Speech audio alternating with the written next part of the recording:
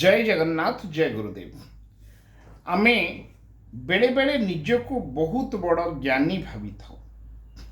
ये ज्ञानी भाविबा मनुष्यर होची सबुठारु बड़ भूल।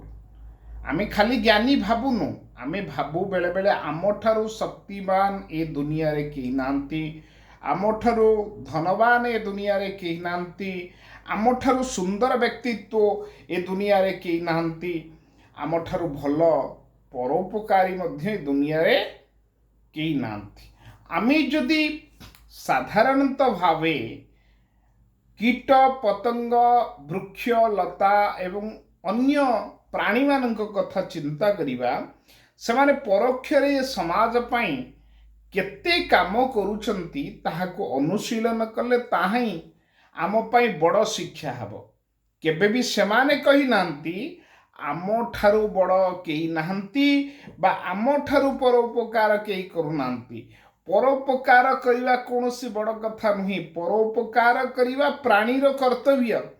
ये कर्तव्य को भगवान तुमको निर्देशना देकरी पठिचंती। ये संसार जदि एक रंगमंच हुए ताहाले ताहार निर्देशक होचंती स्वयं परम ब्रह्म परमेश्वर।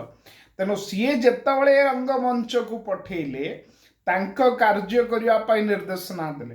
तमे किए, तमे कहार कोन करूछ, तमे करिवार क्षमता नहीं किछि। जेउ दिन महाभारत युद्धर अंत घटी थिला से दिन बेलार सेन उत्तर देइथिला केई किछि करि नथिले, एकमात्र चक्र करिथिला। से चक्र को जदि आमे विश्वास करूचे, चक्र अर्थात भगवान कृष्णंकर सुदर्शन चक्र ही पारे, चक्र अर्थात समयर चक्र मध्य ही पारे।